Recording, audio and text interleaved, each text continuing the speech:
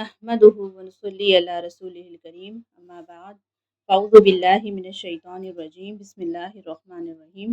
अल्लाहुम्मा सल्लि अला मुहम्मदिन व अला आलि मुहम्मद कमा सल्लैता अला इब्राहीम व अला आलि इब्राहीम इन्नका हमीदुम मजीद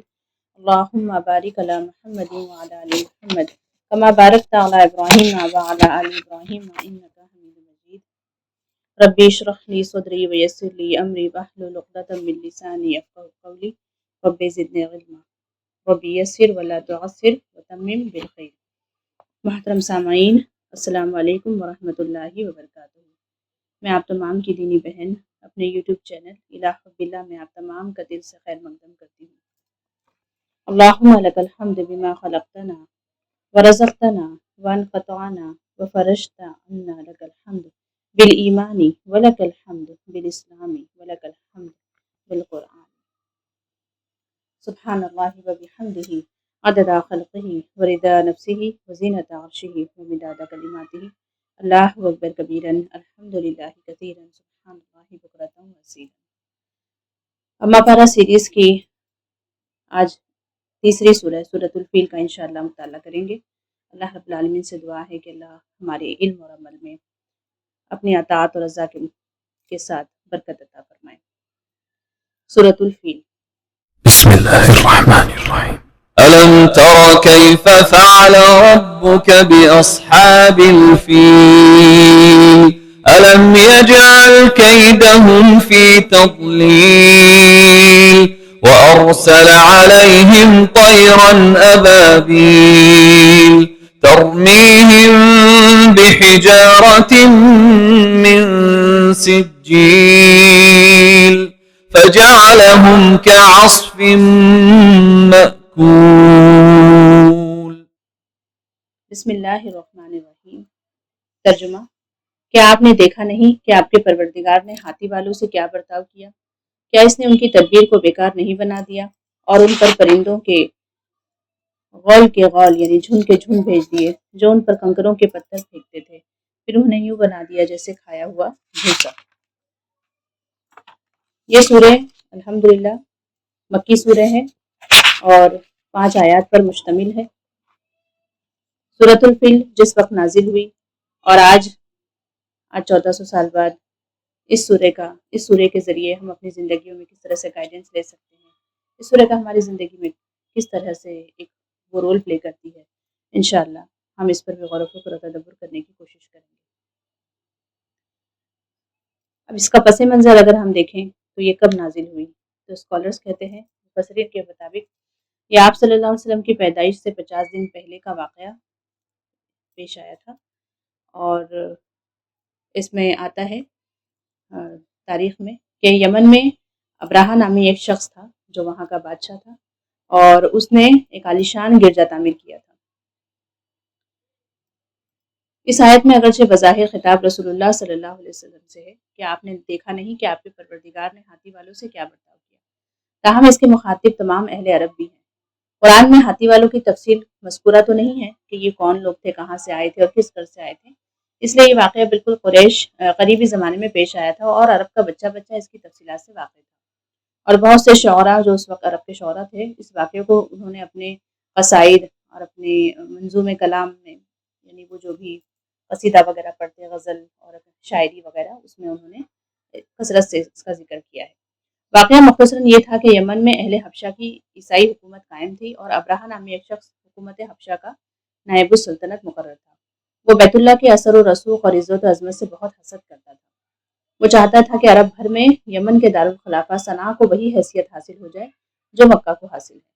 है। ज़ाहिर है चूँकि मक्का में 360 बुत रखे हुए थे और हर कबीले का यानी अरब के जितने भी अतराफ में कबीले थे उन तमाम का एक बुत इसमें भी रखा हुआ था और वो लोग साल में एटलीस्ट एक मरतबा वहाँ ज़रूर जाते, अपने बुतों की परस्तिश करते और उन पर जो है वो चढ़ावे चढ़ाते, काबे का तवाफ भी करते। यानी दीन इब्राहिमी की बिगड़ी हुई शक्ल उनमें मौजूद थी और काबे का अपने आप में एक अलग ही रिलीजियस अट्रैक्शन था और एक अलग ही उनके तमाम के दिल में, जिस तरह से आज हमारे लिए काबा बहुत मोहतरम है और हम उससे बहुत मोहब्बत करते हैं क्योंकि वो अल्लाह का घर है और हम में से हर एक मुसलमान ये चाहता है कि बार बार वहाँ विज़िट करे, है ना। वाहिद वो ऐसा मुकाम है कि ہم چاہتے ہیں کہ بار بار وہاں پہ جائیں اور کعبے کا طواف کریں، عمرہ کریں، حج کریں۔ تو اسی طریقے سے ان لوگوں کے دلوں میں بھی کعبے کی اپنی ایک حرمت تھی، اپنی ایک محبت تھی، ایک اٹریکشن تھا، اور ساتھ ہی ساتھ انہوں نے جو بت بنا کے رکھے تھے، جو ان کے مختلف الگ الگ معاملات کے دیوتا تھے، کوئی بارش کا دیوتا، کوئی اولاد دینے والا، کوئی رزق دینے والا، کوئی حفاظت کرنے والا۔ تو اس طریقے سے وہ جاتے اور اپنے بتوں کو خوش کرنے کے لیے میلے ٹھیلے لگتے اور پھر وہ اس طریقے سے چڑھاوے چڑھاتے، جس سے قریش مکہ کو بھی اپنے آپ میں ایک حرم کے متولی ہونے کا بھی فائدہ تھا، اور ساتھ میں انہیں بہت سارے فائنینشلی اور اس طریقے سے ہم دیکھتے ہیں کہ اکنامکس ان کی بڑھ رہی تھی، فائنینشلی فائدے تھے، اور پولیٹیکلی بھی انہیں بہت سارے فائدے مل رہے تھے۔ تو بالکل ابرہہ یہی چاہتا تھا کہ جو حیثیت کعبے کو حاصل ہے مکہ میں، وہی حیثیت جو ہے یمن کے دارالخلافہ صنعا کو بھی حاصل ہو جائے، اور اسے بھی وہی پولیٹیکلی اور فائنینشلی فائدے ملے جو قریش کے مکہ قریش سردار حاصل کر رہے ہیں۔ اور لوگ جو ہے مکہ کو چھوڑ کر یعنی اس کیس بنائے ہوئے گرجا پر متوجہ ہو جائیں اور یہاں آ کر جو ہے اس کو زیارہ کرنے لگے، اور پھر اسے سارے پولیٹیکلی فائدے ملنے لگے جو مکہ کو حاصل ہے۔ قریش مکہ کعبے کی وجہ سے جو سیاسی، تمدنی، تجارتی اور معاشی فائدے حاصل کر رہے تھے، وہ ہماری حکومت کو حاصل ہونا چاہیے۔ اسی غرض سے اس نے صنعا میں ایک عالیشان کلیسا تعمیر کر دیا، جو ان کے ایک کلچرل کا سبب بنے، بزنس ہو اسے بنے نا، لوگوں کو بزنس ملے، اور اسی طریقے سے دوسرے اکنامک اور پولیٹیکل فائدے ملے۔ اب کعبے پہ اس نے حملے کا ارادہ کیا، یعنی ایک وقت تک تو اس نے انتظار کیا کہ اس نے سوچا کہ لوگ شاید اس طرف متوجہ ہوں گے، اور لوگ آپس میں بہت یعنی اس طرف انہوں نے اس کے بارے میں بات کی اور کہا کہ دیکھو کتنا عالیشان اس نے یہ اس طریقے سے کلیسا بنایا ہے۔ بہت سے لوگوں نے وہاں وزٹ بھی کیا ایک ہاتھ مرتبہ، لیکن پھر ٹھیک ہے، وہ ایک مرتبہ جس طرح سے ابھی آج کی تاریخ میں ابھی ہم کہیں دنیا کے کسی کونے میں ایک مرتبہ وزٹ کرتے ہیں، بہت ہوگا تو چلے 2 مرتبہ چلے جائیں گے، اس کے بعد تو پھر ہم اپنا ٹائم اور اپنا پیسہ اس پر انویسٹ نہیں کرنا چاہیں گے نا۔ تو اسی طریقے سے ایک زیارہ کی جگہ سمجھ کے ہو سکے لوگوں نے وزٹ کیا ہو، لیکن جو حرم کو یعنی کعبہ کو جو فائدے تھے اور کعبے کو لے کر جو لوگوں کے خیالات تھے اور وہ ان کے دل میں اور ان کے اس میں جو اٹریکشن تھا، ظاہر ہے وہ کلیسا وہ اس اہمیت کو نہ پہنچ سکا۔ تو اس صورت میں جو ہے پھر اسے بڑی فکر ہوئی اور اسے بڑا غصہ بھی آیا کہ یہ لوگ کیوں نہیں مطلب میرے اتنے عالیشان کعبہ کی کلیسا کی طرف یعنی چرچ کی طرف متوجہ ہونے، جبکہ کعبہ تو مطلب ٹھیک ہے صرف ایک سمپل سی عمارت ہے اور میں نے اسے اتنا عالیشان تعمیر کیا۔ تو اس نے آپس میں نہیں اپنے وزیر سے یا اپنے سرداروں سے مشورہ کیا کہ ایسا کیا کرنا چاہیے کہ لوگ جو ہے وہ کعبے کو چھوڑ کر اس طرف متوجہ ہو جائیں اور ہمارا کلیسا جو ہے وہ سینٹر آف اٹریکشن بن جائے۔ تو اس پہ پھر انہوں نے سوچ بچار کیا اور آخر میں پھر انہوں نے خفیہ تدبیر کی۔ خفیہ تدبیر کیا تھی انشاءاللہ وہ سورہ کے آخر میں اس پر روشنی ڈالی۔ تو اس نے جو ہے جب بہت اچھی عمارت تعمیر کرنے کے باوجود لوگ اس طرف متوجہ نہ ہوئے، تو بلکہ عرب قبائل کو اس کلیسا کی تعمیر کی غرض و غایت بھی یعنی جب معلوم ہو گئی تو کسی نے خفیہ طور پر اس کے کلیسے میں جا کے یعنی گندگی کر دی، اور دوسری روایت کے مطابق آتا ہے کہ کسی نے آگ لگا دی، اور اس کی اگر یعنی بعض اسکالرس یہ بھی کہتے ہیں کہ اس کی اگر تھوڑی سی اندرونی باریکی پر دھیان دیں تو یہ بالکل ویسا ہی معاملہ تھا کہ یعنی اس نے یہ کام خود کیا، کیوں؟ تاکہ اسے کعبے پہ حملہ کرنے کے لیے بہانہ مل جائے۔ اب ایسے تو وہ ڈائریکٹ آ کر کعبہ پہ چڑھائی نہیں کر سکتا تھا، حملہ نہیں کر سکتا تھا، تب اسے کچھ بہانہ چاہیے تھا۔ تو کہتے ہیں کہ اس نے یعنی بعض روایت میں آتا ہے کہ عرب کے کچھ اس طرح کے یعنی بدو قبیلے کے کچھ لوگوں نے کہ جب اسے انہیں پتہ چلا کہ وہ کعبہ کو اس طرح سے یعنی اس کی برابری کرنے کے لیے کلیسا بنوایا، تو اس کلیسا میں گندگی کر دی اور آگ لگا دی، اور بعض اس میں اسکالرس لکھتے ہیں کہ اس نے خود ہی اپنے کسی بندے کے تھرو یہ کام کروایا، جو کہ 9/11 کا حملہ ہے جس کے بارے میں ہم لوگ بہت کچھ اندرونی طور پر جانتے ہیں، بالکل اسی طریقے سے۔ تو اس طرح کی کہتے ہیں نا کہ تدبیریں اور اس طرح کی چالیں آج نئی نہیں ہیں، یہ سب پرانی چالیں ہیں جو لوگ چلتے ہیں کہ جان بوجھ کر جو ہے وہ اس طریقے سے یعنی ایک پروپیگنڈا کیا جاتا ہے اور ایک اس طرح کا ماحول بنایا جاتا ہے تاکہ وہ اپنے مقصد میں کامیاب ہو سکیں اور اپنے معاملات کو کر سکیں، تو کچھ بہانہ چاہیے ہوتا ہے۔ تو اس نے بھی بالکل کہتے ہیں اس طرح سے کیا کہ اپنے ہی بندے کو بھیج کر وہ گندگی کروائی یا اس میں آگ لگوائی، اور پھر اسے ایک بہانہ مل گیا کہ دیکھو عرب کے لوگوں نے جو ہے میرے کلیسا کو نقصان پہنچایا، اس میں آگ لگا دی، اور اب میں جو ہے تمہارے کعبہ کو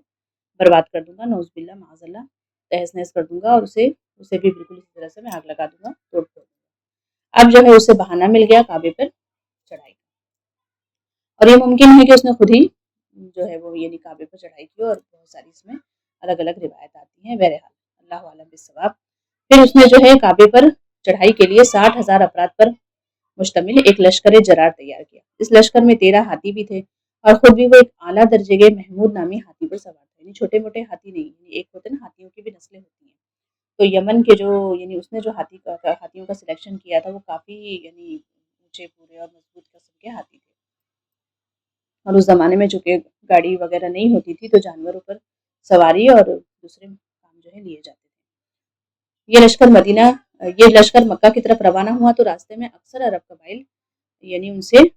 टकराए, उन्हें रोकने की कोशिश की कि आप इस तरीके से हमारे काबा को नहीं ढा सकते, क्योंकि उनके बुत भी वहाँ रखे हुए थे, और ज़ाहिर है इसमें उनका भी अपना बहुत रिलीजियस और दूसरे दुनियावी नुकसान थे। तो उन्हें उन सब ने जो है उन्हें रोकने की कोशिश की, लेकिन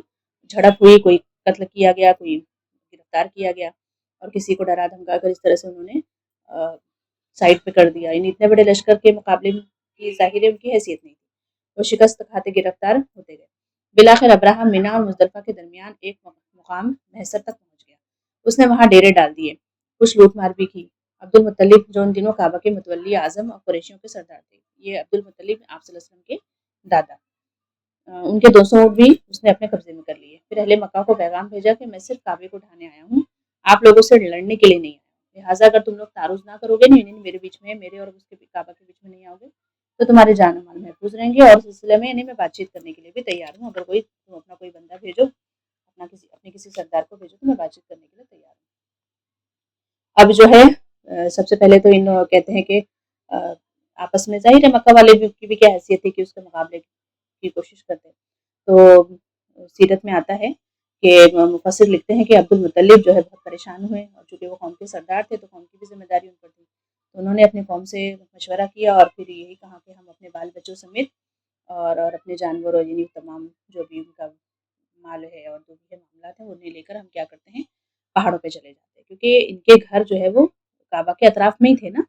बहुत दूर-दूर तो नहीं थे, तो ज़ाहिर है जब वो इस तरीके से हमला होता, तो उनके घर, प्रॉपर्टी और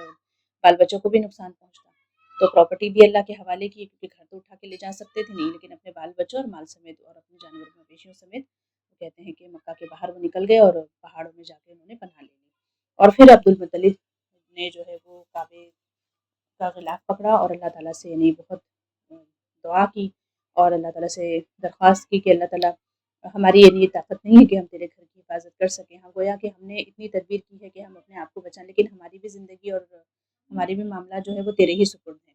तो अल्लाह ताला तू अपने घर की हिफाजत फरमा, और जो है इन ज़ालिमों से हमें निजात दे। अब इन्होंने ये दुआ की, अपनी तदबीर इख्तियार की, जो भी वो कर सकते थे उन्होंने किया, और फिर जो है वो बातचीत करने के लिए अब्राहा के पास भी गए। अब इस पैगाम पर यानी जब उसने कहा कि बातचीत में जब अब्दुल मुत्तलिब उसके पास पहुँचे, तो कुरैश मक्का को भी इस बात का यकीन हो गया था कि वो किसी भी तरह से अब्राहा के लश्कर की जो है वो मुकाबला नहीं कर सकते। अब इस वक्त जो है काबा में 360 बुत मौजूद थे, मगर उस आड़े वक्त में भी वो अपने सब माबूदों को भूल गए, और अकेले एक अल्लाह से दुआएं करने लगे, जो अल्लाह ताला ने कबूल कर। जब अब्दुल मुत्तलिब अब्राहा के पास पहुंचे, तो वो उनकी वजह से बहुत मुतासिर हुआ, यानी उनकी पर्सनैलिटी देखकर, और खुद आगे बढ़कर जो है उनको वेलकम किया, पूछा कि आप क्या चाहते हैं। तो अब्दुल मुत्तलिब ने बड़ी सादगी से जवाब दिया कि अपने ऊँटों की वापसी। इस जवाब पर अब्राहा बहुत सख्त हैरान हुआ, क्योंकि आपकी कदरों में मंजिलत उसकी नज़रों से, मतलब उसकी नज़रों में ये थी कि भाई सरदार हैं, और किसी मामले में जो है वो मुझसे बातचीत करने आए हैं, तो ज़रूर यानी कुछ ना कुछ ये लोग जैसे कहते हैं ना, आपस में कुछ ले कुछ दे का मामला करके हो सके ये लोग कुछ यानी मुझसे डील करें। लेकिन जब अब्दुल मुत्तलिब ने कहा कि मुझे जो है सिर्फ मेरे ऊँट चाहिए, तो वो बड़ा सख्त हैरान हुआ, फिर कहने लगा, मेरा तो ख्याल था कि आप काबे के मुतालिक कोई बात करेंगे। तो उस पर अब्दुल मुत्तलिब ने बड़ी सादगी से जवाब दिया कि ऊँटों का मालिक मैं हूँ, इसलिए मैं उन्हें लेने आया हूँ। काबे का मालिक अल्लाह ताला है ना, और वो उसकी हिफाजत खुद करेगा। आप जानें और वो जाने। इस जवाब पर भी वो बहुत हैरान हुआ। ताहम उसने अब्दुल मुत्तलिब के ऊँट वापस कर दिए, और अब्दुल मुत्तलिब वापस चले आए, और आकर लोगों को फिर अपनी हिफाजत की ताकीद कर दी। यानी आपने ऐसा नहीं है कि अल्लाह की मदद तो बेशक आएगी, लेकिन सबसे पहले आपने क्या करना है, खुद भी इकदाम करना है, खुद भी प्लानिंग करनी है, खुद भी तदबीर इख्तियार करनी है। तो अपनी हिफाजत जो है वो खुद करें, और उसके लिए जो भी पॉसिबिलिटीज़ हैं उसे اختیار کریں۔ ابراہہ نے کعبے کی طرف پیش قدمی کی تیاری کرنا شروع کر دی۔ سب سے پہلا کام تو یہ ہوا کہ اس نے اپنے ہاتھی محمود سے کعبے کی طرف پیش قدمی کرنے سے انکار کر دیا۔ اب جب جیسے ہی وہ لوگ کچھ دور آئے لیکن ایک پوائنٹ پر آ کر، ایک بارڈر پر آ کر، اس کے ہاتھی نے آگے بڑھنے سے انکار کر دیا اور وہ بیٹھ گیا۔ اسے بری طرح تیر لگائے گئے اور آنکس مارے گئے، مگر وہ آگے بڑھنے کا نام نہیں لیتا تھا۔ اچھا، جب اسے کسی اور رخ کیا جاتا تو وہ فوری دوڑنے لگتا۔ اس طریقے سے تمام لشکروں کے ہاتھیوں کا بھی یہی حال تھا، اور دوسرے گھوڑے وغیرہ کا بھی۔ وہ کسی صورت آگے بڑھنے کو تیار نہیں تھے۔ یہ اللہ تعالیٰ کی معجزاتی طور پر مدد تھی۔ یہ لوگ اس کشمکش میں مبتلا تھے کہ اللہ تعالیٰ نے سمندر کی جانب سے ہزاروں کی تعداد میں پرندوں کے جھنڈ الفاظ دیگر اپنے لشکر بھیج دیے۔ اب ہوا کیا، یہ ابابیل ٹائپ کے کچھ پرندے تھے، یعنی ابابیل نہیں تھے، لیکن ابابیل جو ہے عربک میں یعنی کسی پرندے کے لیے بولا جاتا ہے۔ تو یہاں پر اس طریقے کا کوئی پرندہ، تو وہ جو ہے اپنی چونچوں میں ایک ایک کنکر لیے ہوئے تھے، اور وہ کنکر دونوں پنجوں میں بھی تھے، یعنی ہر ایک پرندے کے پاس 3 جو ہے اس طریقے سے کنکر تھے۔ ان پرندوں نے وہی کنکر اس لشکر پر پھینک کر کنکروں کی بارش کر دی، اور یہ کنکر ایسی تیزی سے لگتے تھے جیسے بندوق کی گولی لگتی ہے، اور جہاں پر کنکر لگتا زخم ڈال دیتا اور کبھی آر پار بھی گزر جاتا۔ چنانچہ اس لشکر کے بیشتر افراد تو وہیں مر گئے، باقی یعنی ظاہر پینک سچویشن پوری کریٹ ہو گئی، اور لوگ اینزائٹی کا شکار ہو گئے، اور بہت زیادہ افراتفری مچ گئی، اور اس طریقے سے وہ لوگ کچھ لوگ تو وہیں مر گئے اس کے لشکر میں سے، اور باقی جو بچے وہ واپس مڑ گئے، لیکن وہ راستے میں مر گئے۔ ابراہہ خود بھی راستے ہی میں مرا تھا۔ یا ایک سیرت میں تاریخ میں آتا ہے کہ وہ یمن پہنچا، اور وہاں پہنچ کر جو ہے اس کی حالت دیکھ کر، مطلب وہ ایسی زخمی حالت میں پہنچا، اور وہاں لوگوں کو اس نے سارا واقعہ بیان کیا، اور اس کی حالت یہ تھی، یعنی اس کنکر کے بارے میں آتا تھا کہ وہ جہاں بھی گرتا سکن پر وہ پورا چھل جاتا اندر تک پورا، یعنی جیسے کہ ایسیڈک ایسا لگتا تھا کہ وہ کنکر ہیں، اور وہ اندر تک گدا اور ہڈی تک کو وہ گلا دیتا تھا۔ اور کہتے ہیں کہ اس کا معاملہ حال یہ تھا کہ جب وہ پہنچا ہے تو اس کا جو چیسٹ تھا وہ پوری طریقے سے گل کے جھڑ گیا تھا، اور اندر اس کا دل اور اس کا ہارٹ جو ہے وہ اس طرح سے پمپنگ کرتا ہوا دکھ رہا تھا، اور آخری لمحات میں جب اس نے چیخ ماری اور وہ مرا ہے، یعنی اس کا دل جو ہے باقاعدہ پھٹ گیا ہے۔ تو اس طرح سے بھی تاریخ میں مفسرین نے یہ باتیں بیان کی ہیں۔ واللہ اعلم بالصواب۔ میرے حال لیکن اس کا انجام بہت برا ہوا، اور اللہ تعالیٰ نے اپنے کعبے کی حفاظت کی، اور اس طریقے سے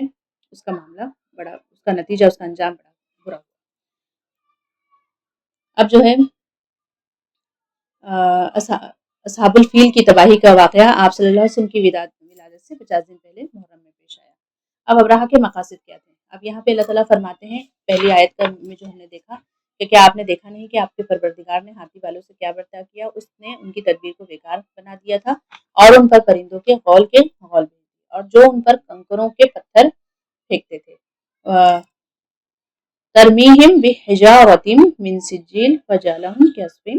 معقول۔ تذلیل یعنی غلہ کا ایک معنی یہ بھی ہے کہ جس غرض کے لیے کوئی کام کیا جائے وہ مقصد حاصل نہ ہو، اور وہ کام بالکل بے نتیجہ اور بیکار ثابت ہو۔ اور وہ کیا مقصد تھا؟ اس کا مقصد یہی تھا نا کہ میں کعبے کو ڈھا دوں گا تو لوگ جو ہے پھر چاروں ناچار مجبور ہو کر میرے کلیسا کی طرف اٹریکٹ ہوں گے، اور مجھے بھی وہ تمام پولیٹیکلی اور اکنامیکلی فائدے ملیں گے، اور میرا بزنس گروتھ ہوگا، اور دوسرا یہ کہ نام بھی ہوگا، ہے نا، شہرت بھی ہوگی، واہوائی بھی ہوگی۔ سجل فارسی کے لفظ سنگ گل بمانی مٹی کا پتھر سے معرب ہے، یعنی وہ نوکدار کنکریاں جس میں مٹی کی بھی آمیزش ہوتی ہے، اور مٹی سے کنکریاں بن رہی ہوتی ہیں۔ اور یعنی اس سے یہاں پہ دیکھیے کنکریاں اللہ تعالیٰ پتھر بھی کہہ سکتے تھے، لیکن ایک تو یہ کہ اگر یعنی لاجیکلی بھی دیکھیں تو پرندے اتنے موٹے موٹے بڑے بڑے پتھر تو نہیں اٹھا سکتے، اور دوسرا یہ کہ اللہ تعالیٰ جو چاہے کر سکتا ہے۔ اب کنکریاں سے مراد یعنی بہت حقیر سی کنکری تھی، ایسے وہ یعنی وہ ایسم کہتا ہے کہ اگر وہ پڑ جائے نا تو مٹی کی طرح بھربری ہو کے وہ پوری اسمیش ہو جائے، لیکن اللہ تعالیٰ نے یہاں پہ کنکری کا لفظ استعمال کر کے نہیں ہمیں بتایا ہے کہ اللہ تعالیٰ اگر چاہے تو وہ کچھ بھی کر سکتا ہے، بے شک وہ ہر چیز پر قدرت رکھتا ہے۔ تو کنکری کے ذریعے ہی اس نے اس لشکر کو ختم کر دیا، یعنی اسے کوئی بہت بڑے چٹان اور پہاڑ نہیں توڑنے پڑے، بس کہتے نا کہ ایک ہماری سمجھ کے لیے ایک اللہ تعالیٰ نے ایک دنیا کے ہی اسباب میں سے ایک چھوٹی سی چیز اختیار کی، اور اللہ کے لیے ایسا کرنا کوئی مشکل نہیں ہے، اور اللہ بڑے سے ظاہر ہے بڑے سے بڑا چٹان اور بڑے سے بڑے پہاڑ بھی توڑ سکتے ہیں، لیکن ایسے لوگوں کی عبرت کے لیے بہت تھوڑی سی ہی چیز کافی ہو جاتی ہے اللہ کی سے۔ پھر ترمیہم یعنی وہ نشانہ بنا کر دور سے پتھر یا کنکر وغیرہ یعنی پھینکنا۔ اللہ تعالیٰ نے یہ نہیں فرمایا کہ پرندے ان پر کنکر گراتے تھے، یعنی بلکہ فرمایا نشانہ بنا کر پھینک رہے تھے۔ واضح ہے کہ تیر اندازی کے لیے بھی رمی کا لفظ ہی استعمال ہوتا ہے، گویا وہ پرندے یا اللہ کے لشکر باقاعدہ ان پر حملہ آور ہوئے تھے۔ اسفن یعنی بمائنی غلے کے دانے کے اوپر کے پردے اور چھلکے، نیز توڑی اور بھوسا وغیرہ جو مویشی کے چارے کے لیے کام آتا ہے، مطلب بالکل وہ اس طریقے سے ان کے باڈی کے پارٹس وغیرہ اور وہ خود اس طرح سے گل کر جھڑ گئے تھے جیسے کہ مویشی جو ہے وہ کھا کر اپنا چارہ جو چھوڑ دیتے ہیں منہ میں سے تھوڑا گر جاتا ہے، یا مان لیجیے کوئی جانور اگر جگالی کرتا ہے، جگالی کرنے کے بعد وہ کچھ اس طریقے سے منہ سے گراتا رہتا ہے، تو اس طرح سے ان کی لاشیں وہ گر رہی تھی اور بعد میں ان کی حالت بھی سخت بگڑ گئی تھی۔ تو یہاں پر یہ سورہ اس کا ترجمہ مکمل ہوا۔ اب جو ہے ہم اگر دیکھیں کہ اس سورہ کے ذریعے اللہ تعالیٰ ہمیں کیا نصیحت دینا چاہ رہے ہیں نا، اس سورہ کے ذریعے سے ہم اپنی زندگیوں میں کیا گائیڈنس لے سکتے ہیں۔ تو دیکھیے اللہ تعالیٰ نے معجزاتی طور پر کعبے کو وجود بخشا ہے، ابراہیم علیہ السلام، سارہ علیہ السلام اور اسماعیل علیہ السلام کے ذریعے نا، کس طریقے سے سب سے پہلے تو آدم علیہ السلام کے وقت میں کعبے کی تعمیر ہوئی، پھر وہ طوفان نوح میں اور تمام معاملات ہوئے، تو وہ بالکل کعبہ جو ہے اس کا چھوٹا سا ایک ابھرا ہوا اس طریقے سے ایک شکل اس کی موجود تھی، لیکن باقاعدہ ابراہیم علیہ السلام کے ذریعے سے کس طریقے سے سارہ علیہ السلام اور اسماعیل علیہ السلام کو وہاں چھوڑے آپ نے، اور پھر وہاں پر وہ زمزم کا واقعہ پیش آیا، اور پھر بعد میں دونوں باپ بیٹے نے یعنی ابراہیم علیہ السلام اسماعیل علیہ السلام نے اللہ کے عزت سے کعبے کی تعمیر کی۔ تو روئے زمین پہ خرق عادت اللہ تعالیٰ جب چاہے، یعنی اللہ تعالیٰ نے اس دنیا کو ایک پرنسپلس کچھ لاس کے اندر بنایا ہے، یعنی جیسے ہم جانتے ہیں نا کہ پانی بنتا ہے تو آکسیجن ہے، ہائیڈروجن ہے، کاربن ڈائی آکسائڈ ہے، یعنی بہت ساری چیزیں اس طریقے سے۔ پھر آپ دیکھیں دن ہوتی ہے، رات ہوتی ہے، ایسا نہیں ہے کہ ایک دم سے دن آ گیا، ایک دم سے اندھیرا ہو گیا، ایک دم سے اجالا، ایسا نہیں ہے، یعنی ہر ایک چیز کو اللہ تعالیٰ نے ایک ٹائم پیریڈ کے تھرو ایک کیمیکل ریئیکشن کے تھرو، جسے اپنی زبان میں ہم کہہ سکتے ہیں۔ لیکن اس کے علاوہ بھی جیسے کہ موسیٰ علیہ السلام کے بارے میں ہم نے دیکھا کہ اللہ تعالیٰ نے سمندر کو پھاڑ کر دونوں طرف پہاڑوں کی طرح کھڑا کر دیا، تو عام طور پر تو ایسا نہیں ہوتا ہے، لیکن ہاں خاص طور پر یعنی کبھی یعنی اس طرح کے خرق عادت یعنی کبھی جب اللہ چاہتے ہیں تب اس طریقے کے معجزے رونما ہوتے ہیں جو اس دنیا کی فزکس سے، بایولوجی سے اور یہاں کے لاز آف پرنسپل سے بالکل پرے ہوتے ہیں، اور وہ انسان کی سمجھ اور اس کی لاجک میں نہیں بیٹھتے۔ اب انسان چاہے کتنا ہی بے بس ہو، اپنی دعا اور تدبیر کے ذریعے حالات کا مقابلہ جو ہے وہ کر سکتا ہے۔ یعنی آج ہماری زندگی میں، ہمارے اطراف میں چاہے حالات جیسے ہوں، ہے نا، ہمیں گیو اپ نہیں کرنا۔ یہاں پر اس سورہ میں اللہ تعالیٰ ہمیں یہ بتانا چاہتے ہیں، ہمیں ایک مقصد کے تحت دنیا میں بھیجا گیا ہے، دنیا ہمارے لیے جنت یا جہنم نہیں ہے، یہ ہماری امتحان کی جگہ ہے۔ اور امتحان میں کیا ہوتا ہے، امتحان میں ہم پرچے لکھ رہے ہوتے ہیں، ابھی فی الحال رزلٹ تو نہیں آیا نا، کوئی بھی بچہ فیل ہے یا پاس ہے، ابھی اس کا کوئی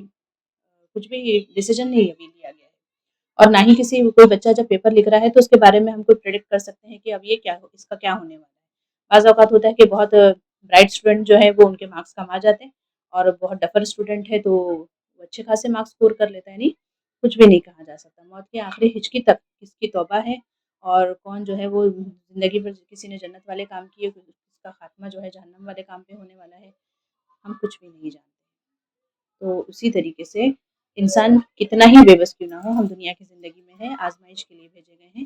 ہمیں اللہ تعالیٰ دیکھ رہا ہے کہ ہمیں عمل کون اچھا کرتا ہے، ریسورسز دیے ہیں، ہمیں اختیارات دیے ہیں، نالج ہمارے پاس ہے، حق اور باطل کا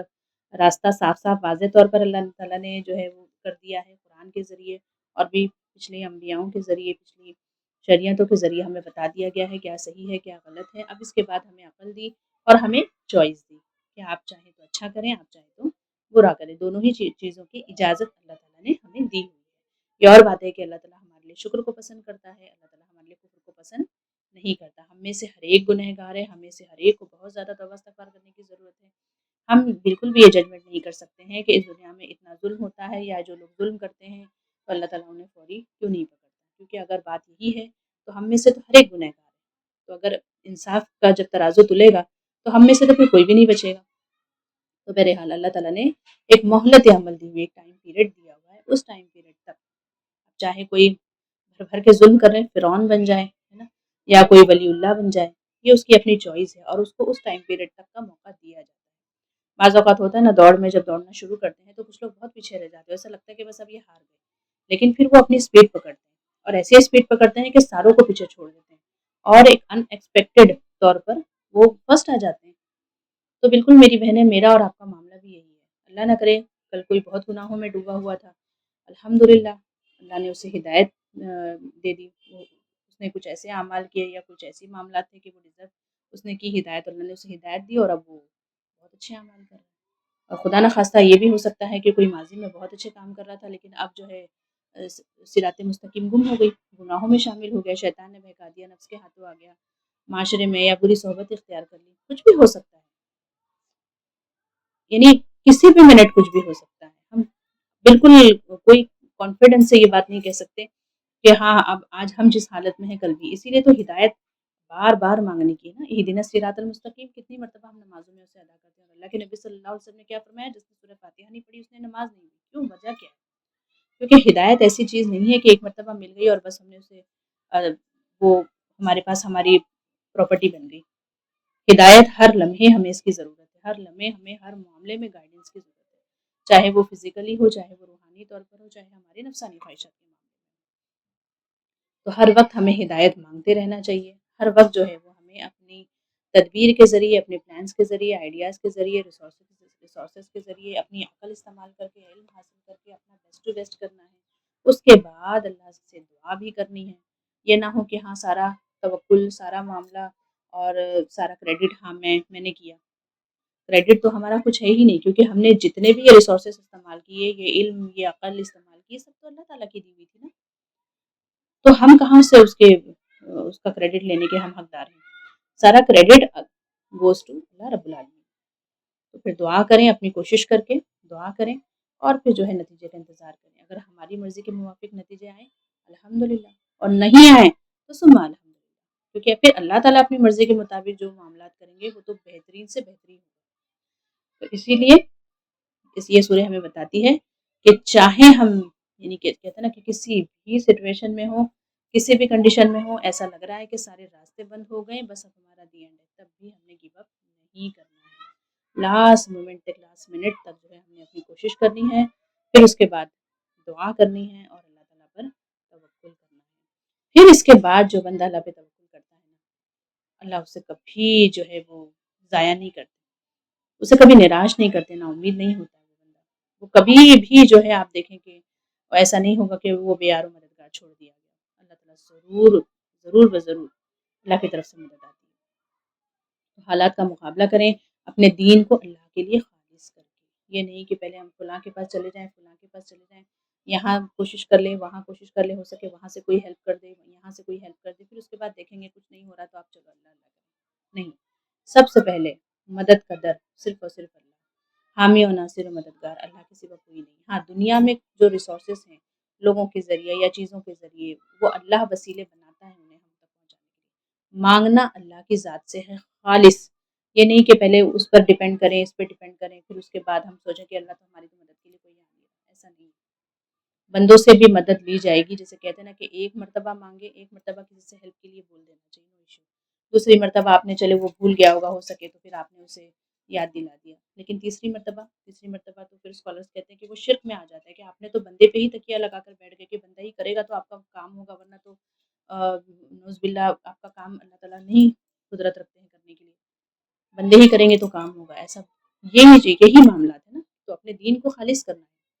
میرا کام صرف میرا اللہ کر سکتا ہے، اب اس کو کام کو کروانے کے لیے اللہ تعالیٰ میرے لیے کس کو مدد بنا کے بھیجتے ہیں، کس کو وسیلہ بنا کے بھیجتے ہیں، وہ بہترین دعا ہے نا، ربی ادخلنی مدخل صدق واخرجنی مخرج صدق واجعل لی من لدنک سلطانا نصیرا، ہر کام کے پیش نظر جو ہے اس دعا کو ہمیں پڑھتے رہنا چاہیے کہ میں اللہ اپنے پاس سے میرے لیے بہترین حامی و ناصر و مددگار مقرر فرما دے، اور بہترین جگہ جو ہے مجھے لے جائے، یعنی اس معاملے میں بہترین میری رہنمائی کر اور بہترین جو ہے میرے لیے راستے کھول دے، تو یہ اپنے دین کو خالص کر کے اللہ پہ پختہ توکل کرنا ہے نا، پوری طریقے سے اللہ پہ ڈیپینڈ کرنا ہے، جیسے اللہ تعالیٰ نے قرآن کی حفاظت کی ذمہ داری لے رکھی ہے، سورہ ہجر میں اللہ فرماتے ہیں اِنَّا نَحْنُ نَزَّلْنَا الذِّكْرَ وَإِنَّا لَهُ لَحَافِظُونَ،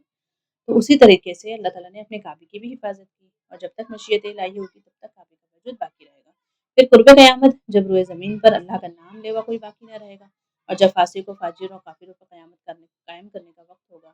تو بقول حدیث، یعنی آپ سب کی حدیث کا مفہوم ہے کہ ایک چھوٹی پنڈلی والا شخص کعبے کو منہدم کر دے گا، یعنی جب اللہ تعالیٰ ہی چاہے گا کہ آپ جو ہے اس کے گھر کا یعنی کام تمام ہو جائے، تو ایک چھوٹی پنڈلی والا جس کی کوئی حیثیت اور وقت اور اوقات نہیں، وہی آگے منہدم کر دے گا، اسے روکنے والا کوئی نہیں، یعنی کیا پتہ چلا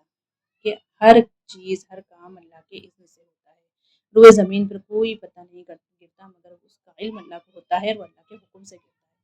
تو میری اور آپ کی زندگی کے معاملات میں جو بھی چل رہا ہے،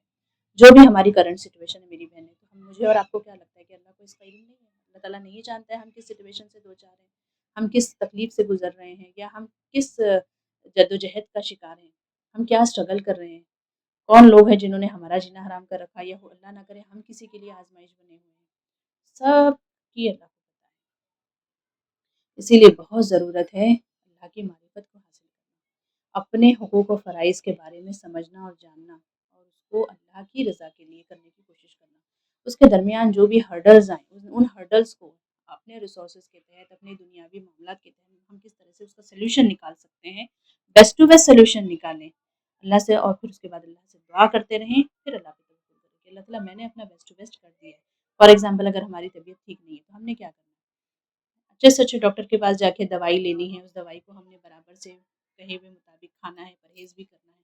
پھر ہم جو ہے وہ اللہ پہ توکل کریں گے کہ میرا مالک شفا دینے والی ذات تو تیری ہے، میں نے اپنی کوشش کی ہے نا، جیسے کہ تو نے ریسورسز دیے شفا کے لیے، تو نے یہ دوائیاں، تو اللہ تعالیٰ اس ڈاکٹر کے ہاتھ میں میرے لیے شفا رکھ دے، اس دوائی میں میرے لیے شفا دے دے، شفا تو دے تو ہی دے سکتا ہے۔ یہ یقین کے ساتھ، یہ اس عقیدے کے ساتھ جو ہے زندگی کے ہر معاملے میں ہم نے کام کرنا ہے، کبھی بھی گیو اپ نہیں کرنا ہے، شرک کی طرف کبھی بھی نہیں جانا ہے۔ بے شک ہمارا رب وہ ہے جس نے ماں کے پیٹ میں ہمیں اس وقت پیدا کیا جبکہ ہم کچھ بھی نہیں تھے،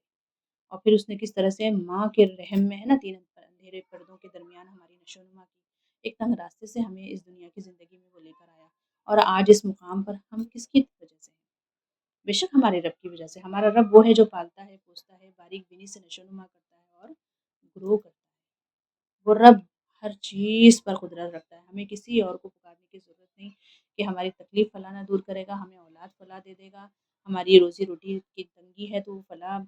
جو ہے بابا اور فلاں یہ فلاں، کوئی کچھ نہیں کر سکتا میری بہن سوائے باذن اللہ۔ وہیں سورہ یونس کی آخری آیت ہے، وہیں یمسسک اللہ بضر فلا کاشف له الا هو وإن يردك بخير فلا راد بفضله يصيب به من يشاء من عباده وهو الغفور الرحیم۔ تو ہمیں اس آیت کا ترجمہ، اسے حفظ کرنے میری بہن، یا پھر اسے دن و رات اپنی دعاؤں کی طور پر اس آیت کا ترجمے کے ساتھ اسے پڑھیں، تو ہمیں یقین ہوگا کہ اگر اللہ تعالیٰ فرماتے اس آیت میں، اگر اللہ ہی تمہیں کوئی شر پہنچانا چاہے، کوئی جو ہے اس کے علاوہ اسے دور کرنے والا نہیں ہے، اور اگر اللہ تمہارے حق میں کسی خیر کا ارادہ کرے، پوری کائنات مل کر اس خیر کو تم تک پہنچنے سے نہیں روک سکتی۔ یہ یقین، یہ ایمان ہے نا، یہ تقدیر پہ ایمان، یہی تو ہم مسلمان کا شعار ہے، غیب پر ایمان۔ ایمان ہی تو ہماری اصل پونجی ہے، اصل وراثت ہے۔ تو ہمیں اس ایمان کے ساتھ آگے بڑھنا ہے دنیا کی زندگی میں، چاہے جیسے ہرڈلس ہوں، جیسے بھی معاملات ہوں، جیسے بھی سچویشنز ہوں، جیسے بھی حالات ہوں، چاہے خوشی ہو چاہے غم ہو، چاہے جیسے بھی حالات ہوں، ایسا لگے کہ بس اب دی اینڈ ہے راستے کے، اس کے بعد میرے پاس راستہ نہیں ہے، پیچھے فرعون کا لشکر ہے، آگے جو ہے سمندر ہے، بس اس صورت میں پھر آپ دیکھیے گا کہ جب اللہ پر انسان ویسا توکل کرتا ہے جیسے توکل کرنے کا حق ہے، تو میرا رب وہ ہے جو آگے سمندر کو میں بھی راستہ بنانے پر قدرت رکھتا ہے، وہی رب میرا رب ہے، بس ہمیں اس ایمان کی، اس توکل کی ضرورت ہے۔ اللہ تعالیٰ ہمیں وہ ایمان، وہ توکل نصیب فرمائے۔ اللہم زینا بزینت الایمان، اللہم زدنا ایمانا و یقینا۔ تو مورل کیا ہے اس سورے کا؟ کیا ہم گائیڈنس لے سکتے ہیں کہ پہلے ہم نے اپنا کام کرنا ہے، اپنی پوری کوشش کرنی ہے، پورے ریسورسز استعمال کرنے ہیں، پوری عقل لگانی ہے، اللہ سے دعا بھی کرتے رہنا ہے، اللہ سے ہدایت مانگتے رہنی ہے، پھر اس کے بعد جو ہے اپنا کام کرنے کے بعد نتیجے اللہ کے سپرد کر دینا ہے، توکل پورا کی پورا اللہ پر۔ اور نمبر 2، اپنے دین کو خالص کر کے اخلاص کے ساتھ اللہ سے دعا کرنا ہے، یہ نہیں کہ پہلے یہاں وہاں بھٹک کے آ گئے اور پھر وہاں سے بات نہ بنی اور پیسہ بھی گیا اور وقت بھی گیا، اور اس کے بعد الگ ذلیل اور نامراد الگ ہوئے، اور پھر اب آ رہے ہیں اللہ سے مانگنے کے لیے۔ جیسے کہ اللہ تعالیٰ کہتے ہیں نا کہ جب بندہ یہاں وہاں اس کے بھروسے رہتا ہے تو پھر وہ اللہ تعالیٰ اسے دوسروں کے ہی حوالے کر دیتا ہے۔ اللہ تعالیٰ ہمیں ان میں شامل نہ کرے، اور ہمیں پورے یقین کے ساتھ اللہ سے دعا کرنی ہے۔ ایک حدیث کے مفہوم میں، آپ سے کی حدیث کا مفہوم اللہ کے نبی فرماتے ہیں کہ اللہ تعالیٰ اس لاپرواہ اور غافل دل کی دعا قبول نہیں کرتا، بلکہ اس دعا کو قبول کرتا ہے جو پورے ایمان اور یقین اور وثوق کے ساتھ مانگی گئی۔ آج ہمارا مسئلہ کیا ہے معاشرے کا؟ یہی نا کہ ہم دعا مانگتے نہیں ہیں میری بہن، ہم دعاؤں کو پڑھتے ہیں، مطلب ایک کچھ کتابچیاں، کچھ بکس وغیرہ ہے، کچھ بکلیٹ ہے، کچھ اس طرح کے پیپرز ہمارے پاس دے دیے گئے ہیں، چلے صبح شام اس کو پڑھ لیں۔ اب ہم کیا کرتے ہیں، ہمارا دماغ کہیں اور لگا رہتا ہے، دل کہیں اور ہے، جو پڑھ رہے ہیں اس کا ترجمہ نہیں پتہ ہے، کیونکہ چونکہ عربی ہماری زبان نہیں ہے، تو بس اب وہ عربی میں ہے تو بس اس کو بس ایک کہتے ہیں نا کہ صبح شام کے روٹین ہے ہمارے، چلو اس کو پڑھ لینا۔ تو دعائیں مانگنا ہے ہم نے، دعائیں پڑھنا نہیں ہے۔ اور مانگا کیسے جاتا ہے، پورے یقین سے، پورے وثوق سے، پوری عاجزی کے ساتھ، ہے نا، گڑ گڑاتے ہوئے، اور اس یقین کے ساتھ کہ ہاں یہیں سے ملے گا اور کہیں سے نہیں ملے گا، ٹھیک ہے۔ تو اس یقین کے ساتھ جو ہے ہم نے دعاؤں کو مانگنا ہے اللہ تعالیٰ سے، اور یقین مانے یہی تو ہے نا کہ میرا بندہ پھر جیسے گمان کرتا ہے ویسے مانگنا ہوتا ہے۔ ہم پازیٹیو تھنکنگ کے ساتھ اور پازیٹیو اس کے وائبس کے ساتھ جب اپنے دعاؤں کو مانگیں گے، اور ہم اس یقین کے ساتھ مانگیں کہ میرا رب تو ہی ہے دینے والا، تو پورے کائنات کا بادشاہ ہے اور تیرے سوا کوئی نہیں ہے، میرا لا الہ الا اللہ وحدہ لا شریک لہ واشہد ان محمدا عبدہ ورسولہ۔ اس یقین کے ساتھ مانگیں گے میری بہنیں، ہو نہیں سکتا کہ وہ دعا جو ہے وہ 3 شرطوں کے ساتھ پوری نہ کر دی جائے، یا 3 قبولیت کی صورتوں میں سے ایک صورت جو ہے وہ ہمیں نہ ملے، کیونکہ دعائیں کبھی بھی ضائع نہیں ہوتی ہیں۔ اللہ کے نبی کی حدیث کا مفہوم ہے کہ دعائیں کثرت سے مانگو، یا تو وہ دعا اگر تمہارے حق میں وہ بہتر ہے جو تم مانگ رہے ہو وہ مل جائے گی، یا کوئی آفت اور بلا، کوئی پریشانی مصیبت ٹل جائے گی، یا اس دعا کو جو ہے آخرت میں نیکی بنا کر جو ہے تمہارے اکاؤنٹ میں اس سے ڈپازٹ کر دیا جائے گا۔ تو صحابہ نے عرض کیا نا اللہ کے نبی، اور پھر جو کہ ہم تو کثرت سے دعائیں مانگیں گے، ہاں کہاں مانگو، اللہ کے خزانے میں کمی نہیں ہے۔ اور کہتے ہیں کہ بندہ جب قیامت میں پہنچے گا، آخرت میں پہنچے گا، اور وہ دیکھے گا کہ اس طرح سے نیکیوں کا ڈھیر ہے جو اس نے کی نہیں، تو وہ رب سے کہے گا کہ اللہ یہ کون سی نیکیاں ہیں، میں نے تو ایسے کوئی، تو کہیں گے وہ دعائیں ہیں جو تمہاری دنیا میں قبول نہیں ہوئی ہے نا، اسے جو ہے تمہارے اکاؤنٹ میں ڈپازٹ کر دیا گیا۔ تو بندہ خواہش کرے گا کاش کہ میری دنیا میں کوئی دعا قبول نہیں ہوتی، لیکن بندہ پھر جلد باز بھی ہے نا میری بہن، ہمیں دنیا بھی تو چاہیے، ہم بڑے لالچی اور بڑے حریص ہیں۔ تو اللہ سبحانہ وتعالیٰ بڑا غفور الرحیم ہے۔ ربنا آتینا فی الدنیا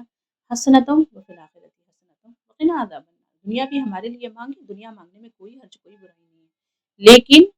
لیکن جو ہمارے حق میں بہترین ہو، جس سے ہم گمراہ نہ ہوں، جس سے ہم اللہ اس کے رسول کی اطاعت و فرمانبرداری سے نہ دور، اور اپنے رب سے نہ دور ہو جائیں، اتنی دنیا ضرور مانگنی چاہیے اللہ تعالیٰ سے کہ اللہ بس تجھ سے جڑے رہیں۔ کوئی بھی نعمت ہے نا، کوئی بھی جو ہے اس طرح کی نعمت، اور کوئی بھی ایسی چیز جو میں مانگ رہی ہوں، اس میں ایسا نہ ہو کہ میں تجھ سے دور ہو جاؤں، تیری محبت سے غافل ہو جاؤں، اور ان چیزوں کی محبت میں ہو جاؤں، کیونکہ اس سے بڑھ کے تو کوئی خسارہ ہی نہیں ہے نا میری بہن۔ اور سب سے بہترین دعا جو مانگی جانی چاہیے وہ ہے عافیت اور اللہ کی محبت، اس کے رسول کی محبت۔ یہ جب مل گئی نا میری بہنیں، باقی چیزیں اپنے آپ آ جائیں گی، کیونکہ کیا ہوتا ہے جب ہم کسی سے محبت کرتے ہیں، محبت کے یہی تقاضے ہیں نا، تو ہم بغیر بولے اس کے تمام معاملات کو بھی سمجھتے ہیں، اس کی تکلیفوں کو بھی سمجھتے ہیں، اس کی تکلیفوں کو دور کرنے کی بھی کوشش کرتے ہیں، پورا اپنا بیسٹ کرتے ہیں، اور اس کی محبت میں ہم کیا کرتے ہیں، اسے کیا پسند ہے کیا نہیں پسند ہے ہر چیز کا خیال رکھتے ہیں، اور اس کے مطابق جو ہے کام کرتے ہیں، ہے نا، جن کے لیے محبت کرتے ہیں، کپڑے، کھانے پینے کا ہر چیز کا خیال رکھتے ہیں۔ تو بس معاملہ ہی ختم ہے نا میری بہنیں، ہمیں بہت کچھ مانگنے کی ضرورت نہیں ہے، اللہ کی محبت مانگ لے، اس کے رسول کی محبت مانگ لے، باقی چیزیں تو اللہ تعالیٰ خود، یہ قرآن میں اللہ کیا فرماتے ہیں، تم مجھ سے محبت کرو میں تم سے محبت کروں گا، اور اللہ تعالیٰ ان سے ہی ملنے کو پسند کرتے ہیں جو اس سے ملنے کو پسند کرتے ہیں۔ تو جب اللہ کی محبت حاصل ہو جائے گی تو اللہ کو تو بہترین پتہ ہے نا میرے بندے کو کیا چاہیے کیا نہیں چاہیے، اس وقت کیا ضرورت ہے، اس وقت کیا، کتنی مقدار میں چاہیے، کتنی کوانٹٹی میں دینا ہے جو اس کے لیے ہارمفل نہ ہو، ہے نا۔ ابراہیم علیہ السلام کو جب آگ میں ڈالا گیا تو کیا کہا، ٹھنڈی ہو جا، بجھ جا نہیں کہا، ٹھنڈی ہو جا، یعنی ان کے لیے کمفرٹیبل ہو جا کہ وہ جلیں بھی نہ اور اتنی ٹھنڈی بھی نہیں کہ انہیں سردی لگ جائے۔ تو میری بہنیں بہترین چیز مانگنے والی عافیت، کوئی بھی کام کریں اللہ سے عافیت مانگیں، یعنی اللہ تعالیٰ عافیت کے ساتھ میرا یہ کام ہو جائے۔ تو بہرحال اللہ تعالیٰ ہمیں اس کی توفیق عطا فرمائے، اور اللہ تعالیٰ ہماری مدد فرمائے، تدبیر کریں، عمل کریں، اللہ پہ توکل کریں، اور اس کا نتیجہ انشاءاللہ اللہ کی مدد، اللہ نصر اللہ من قریب۔ تو اللہ تعالیٰ سے ہم دعا کرتے ہیں کہ مالک ہم تمام کو جو ہے اپنی بہترین محبت عطا فرمائیں، اور اس محبت میں ہم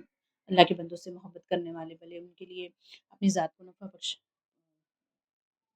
بنائیں، اور ان کے حق میں جو ہے ہم خیر کا ذریعہ ثابت ہوں۔ جزاک اللہ خیر، ربنا تقبل منا انک انت السمیع العلیم وتب علینا انک انت التواب الرحیم، آمین یا رب العالمین،